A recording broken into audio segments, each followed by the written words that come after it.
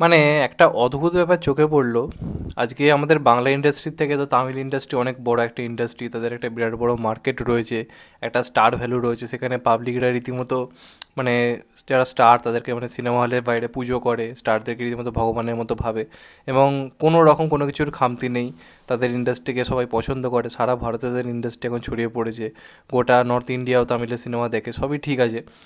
তো তারা যদি এতটা নিরাপত্তাহীনতায় ভোগে, তাহলে আমি শুধু ভেবে দেখছি যে আমাদের এখানকার যারা মেকার্স রয়েছে, যারা আমাদের এখানে যারা সুপারস্টার বা যারা কাজ করছে, তারা কিন্তু অনেক বেশি ভালো, এবং তাদের মনের দিক থেকেও কিন্তু তাদের মনে সেই যে জিনিসটা মানে ভয়, এত নিরাপত্তাহীনতা আমরা ভাবি, হয়তো আমরা অনেক সময় বহু সিনেমার ক্রিটিসাইজ মানে করেছি, ম্যাজিকের সময় দেখেছিলাম যে কেউ হয়তো ভালো বলছে, কেউ কেউ একদম জঘন্য বলছে, এরকম ধরনের জিনিসপত্র ঘটেছিল, তাও কিন্তু বিরাট রকম চাপ দেওয়া, নানা রকম হুমকি টুমকি দেওয়া, একটা সেই ধরনের জিনিসপত্র ক্রিয়েট করা অনেকটাই কম হয় আমাদের এখানে। কারণ অন্যান্য ইন্ডাস্ট্রিতে যে ঘটনা দেখতে পাচ্ছি, একটা তামিল ইন্ডাস্ট্রির মতো, যেখানে রজনীকান্ত, সূর্যা, থালাপতি বিজয়, এদের মতো বড় বড় সুপারস্টার রয়েছে, ইভেন নতুন যারা, তাদের সিনেমাও 100 কোটি অনায়াসে বিজনেস করে ফেলছে, সেরকম একটা ইন্ডাস্ট্রি যদি এতটা নিরাপত্তাহীনতায় ভোগে, তাহলে আলটিমেটলি কিছু মানে বলার নেই সিরিয়াসলি বলতে গেলে। তো একটা ব্যাপার চোখে পড়লো, এই বছর তামিল ইন্ডাস্ট্রির বক্স অফিস কিন্তু আগের বছরের থেকে অনেকটাই খারাপ গেছে। ইভেন যারা বড় বড় সুপারস্টার, তারাও নিজেদের রেকর্ড এই বছর কিন্তু ভাঙতে পারেনি। যেমন আমরা যদি দেখি থালাপতি বিজয়, লিওর রেকর্ড ভাঙতে পারেনি, লিও যে বিজনেস করেছিল সেই বিজনেস গোট ভাঙতে পারেনি, তবে ওটা ভালো চলে গেছে থালাপতি বিজয়ের স্টারডামের কারণে। এবার ব্যাপার হচ্ছে, আগের বছর 2023-এ প্রত্যেকে বড় বড় হিট দিয়েছিল, প্রত্যেকেরই বক্স অফিসে একটা দারুণ গেছিল, বড় বড় সিনেমা হয়েছে এবং সেগুলো বক্স অফিসে সাকসেসফুলও হয়েছে, এই জিনিসগুলো ঘটেছিল। এবার এই বছরে বক্স অফিসে একটা বিরাট ভাটা নেমে এসছে, বহু বহু সিনেমা ছিল যেগুলোর প্রতি তামিল যারা ডিস্ট্রিবিউটার, তাদের বিশ্বাস ছিল এই সিনেমাগুলো রেকর্ড ব্রেকিং কিছু করবে, যার মধ্যে অন্যতম হচ্ছে ভেট্টাইয়া, তার সঙ্গে সঙ্গে হচ্ছে এই সিনেমাটা কাঙ্গুবা এবং ইন্ডিয়ান টু, এই তিনটে সিনেমার পর বিরাট বড় একটা বাজি ছিল।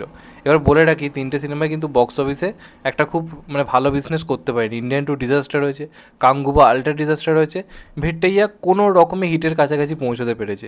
আর একমাত্র হিটটা একটা প্রপারলি বাজেট অনুযায়ী পেয়ে গেছে, সেটা হচ্ছে গোট, সেটা হচ্ছে থালাপতি বিজয় স্টারডামের কারণে। বাকি কোনো সিনেমা কিন্তু সেইভাবে ওয়ার্ক করছে না, একটা খুব ক্রাইসিসের মধ্যে দিয়ে এই বছর কিন্তু বক্স অফিস গেছে। এবারে কারণ প্রথম কথা হচ্ছে, এদের মানে সিনেমার এখন প্রবলেমটা কী হয়ে গেছে, এরা বাজেটে অনেক বেশি জোর দিচ্ছে, চলো সিনেমার বাজেট প্রচুর রাখি, 350 কোটি বাজেট হয়ে যাক, 300 কোটি বাজেট হয়ে কিছু যায় আসে না, সিনেমায় মারধার অ্যাকশানে রাখবো, কন্টেন্টেরা জোর দিচ্ছে না, যে কারণে এদের কোয়ালিটি কমছে।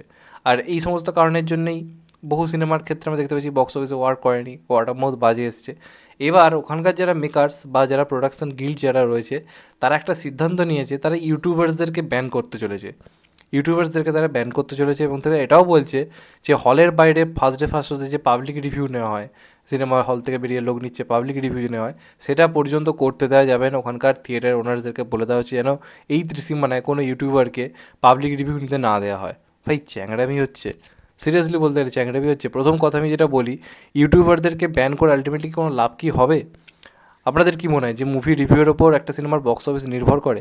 এই কথাটার থেকে ফালতু কথা আর কিছু হতে পারে না। পাবলিক আমাদের রিভিউ দেখে নিজেদের মতামতটার সঙ্গে আমাদের রিভিউ কতটা মিলছে দেখার জন্য। আমাদের বাংলার কথাই যদি আমি বলি, এরকম বহু সিনেমা গেছে যেগুলো রিভিউ বাজে এসছে। টনিক, টনিকের রিভিউ তো বাজে এসেছিলো, তাই বলে কি মানুষ ঠিক করে চলে যাবো না, দেখতে যাবো না? মানুষ দেখতে গেছে। আসল কিন্তু রিভিউটা নির্ভর করে পুরোপুরি মানুষের ওপর, মানুষের খারাপ ভালো। আমরা যেটা করি সেটাও কিন্তু একটা ওয়ার্ড অফ মাউথেরই অংশ, যে আমাদের কারোর ভালো লাগছে, কারোর খারাপ লাগছে, সেটা সাউথ ইন্ডাস্ট্রিতেও তাই, কারোর ভালো লাগছে, কারোর খারাপ লাগছে, এটার উপর কি সত্যি বক্স অফিস কি ডিপেন্ড করে আলটিমেটলি? তাহলে ভেট্টাইয়া কেন রেকর্ড ব্রেকিং বিজনেস আনতে পারলো না? মানে ভেট্টাইয়া তো একটা চরম পজিটিভ একটা রেসপন্স পেয়েছে, ভেট্টাইয়া তো মারাত্মক লেভেলের রেসপন্স পেয়েছে, তাহলে সেটা কেন একটা রেকর্ড ব্রেকিং বিজনেস আনতে পারলো না? কেন কিছুটা গিয়ে থেমে গেল? একটা হিট ট্যাগ আনতে কেন তোরা লড়তে হলো সুপারস্টার রজনীকান্ত থাকার পরও? কারণ মানুষ সিনেমাটা দেখতে যাওয়ার মতো তাদের মনে হয়নি, চলো এটা ভাই যাবো এ করবো, তা সেটা মানুষের কিন্তু সিদ্ধান্ত। পাবলিক মনে করে চলো এটা ভাই আমাদের দেখতে যাওয়ার মধ্যে পড়ে না, এটা দেখবো না, এটা কম দেখবো। আবার কোনো কোনো ক্ষেত্রে এমন সিনেমা এসেছে যেগুলো হয়তো জঘন্য ক্রিঞ্চ মুভি, সেটা দারুণ চলছে। মানে আমার যেটা ধরুন খারাপ লেগেছে, আজকে তো এমন ঘটনা ঘটেছে, আমার কোনো একটা সিনেমা জঘন্য লেগেছে, সেটা চোখের সামনে দেখছি দারুণ চলছে। ইভেন বাংলা তো রিসেন্ট একটা সিনেমা অনেক বেটার বিজনেস আনছে অন্যান্য সিনেমার থেকে, আমার তো ফালতু লাগছে যে ভাই কী অডিয়েন্স এটা, এটা অন্য জিনিস। কিন্তু রিভিউয়ের ওপর কোনোভাবে বা ইউটিউবারদের পাবলিক রিভিউর, তাহলে তো এই যে ইউটিউবারদেরকে ব্যান করে দেয়, তো হলে পাবলিকদেরও ঢুকতে দেওয়া যাবে না।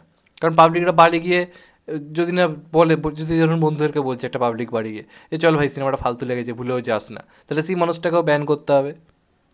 এই সব করে তো কোনো লাভ নেই, আলটিমেটলি ভালো সিনেমা বানাতে হবে, ভালো সিনেমা বানালে যে কোনো সময় চলবে। এটাই তো সবথেকে বড় কথা। পাবলিক যেটাকে মনে করবে যে আমরা দেখতে যাবো, ঠিক করব, সেটা কেউ আটকাতে পারবে না। যেটা ঠিক করবে না, যাবো না, সেটা ভালো হলেও পাবলিক দেখতে যাবে না। সেটা ঠিক করবে, চলো এটা যাবোই, এটা আমার যাওয়ার ইচ্ছে নেই। তাহলে পারিয়া, মির্জা, সেন্টিমেন্টাল, এগুলো তো আমরা প্রত্যেকটা ইউটিউবার একদম পজিটিভ রিভিউ দিয়েছি, তুমি কারোর নেগেটিভ রিভিউ খুঁজে পাবে না। তাহলে মানুষ কেন দেখতে গেল না? মানুষ কেন দেখতে গেল না? উল্টে আমরা অনেক সিনেমাকে বাজে বলি, সেটা মানুষ দেখতে গেছে, মানুষ ঠিক করেছে, আমরা ওটা যাবোই, ওটা আমরা দেখবো। এবার বাড়ি এসে আমরা ভালো লাগে ভালো বলবো, খারাপ লাগে খারাপ বলবো। তো এই যে পাবলিক রিভিউ বন্ধ করে দেওয়ার কথা হচ্ছে, ইউটিউবার্সদেরকে থ্রেড দেওয়া হচ্ছে, যেদের কোনো প্রিমিয়ারে ঢুকতে দিতে হবে না, হ্যান হবে না, এইসব না করে নিজেদের কন্টেন্টের জোর দেয়। আজকে কাঙ্গুবা কেন হিট হলো না? কাঙ্গুবা যারা দেখতে গেছে তাদেরও ভালো লাগেনি, সেই জন্য হিট হলো না। আজকে যদি পাবলিকের ভালো লাগতো, যদি আমরা রিভিউ খারাপ দিয়েছি ঠিক আছে, যদি পাবলিকের ভালো লাগতো, পাবলিক রিপিট মোডে সিনেমাটা কিন্তু দেখতে যেত। যায়নি কেন? তাদের কোনো একটা মানুষের একবার দেখে ভালো লাগেনি, সে বাড়ি গিয়ে বাকিদেরকে মধ্যেও বলছে চলো যেতে হবে না, তাহলে সেই মানুষটাকে আপনি ব্যান করে দেবেন? এইগুলো কী ধরনের মেন্টালিটি? এই জিনিস তো আমাদের বাংলা ইন্ডাস্ট্রিতে ঘটে না। ওদের এত ভালো সিকিউরিটি, এত ভালো ভালো রাইটার্স রয়েছে, তারা ভালো স্ক্রিপ্ট লিখতে পারছে না, এটা তাদের ফল্ট। সেই ফল্টে চাপিয়ে দেওয়া হচ্ছে ইউটিউবারদের ওপর, বিভিন্ন জিনিসের ওপর। মানে এইভাবে না, এরা ক্রমশ তলানিতে ঠেকবে। নিজেদের কন্টেন্ট ভালো করুক, যে কোনো সিনেমা ওয়ার্ক করবে। যদি সেই ক্রিঞ্জ এক টাইপের কন্টেন্ট বানায়, তাহলে তো কিছু করার নেই, তাহলে তো মানুষ রিজেক্ট করবেই। সেটাই হচ্ছে, সেটাই ঘটছে। আর জোর করে পজিটিভ রিভিউ দিয়েও সিনেমার কিছু ভালো কিছু করা যায় না। এরকম অনেক সিনেমা রয়েছে, প্রডিউসার থেকে শুরু করে সবাই ভালো রিভিউ শেয়ার করে গেছে পাগলের মতো। সেক্ষেত্রে হয়তো ইউটিউবারদের হয়তো অনেক ক্ষেত্রে দেখা যায় যে ইউটিউবাররা পজিটিভ রিভিউ দিয়ে, সেটা কি সত্যি ওয়ার্ক করছে বক্স অফিসে? সবসময় করছে না। তার বেলা মানে কিছু বলার নেই। এরকম একটা বড় ইন্ডাস্ট্রিতে ইনসিকিউরিটিতে ভোগে, তাহলে এর থেকে হাস্যকর কিছু হতে পারে না। তোমাদের এটা নিয়ে মতামত জানিও অবশ্যই।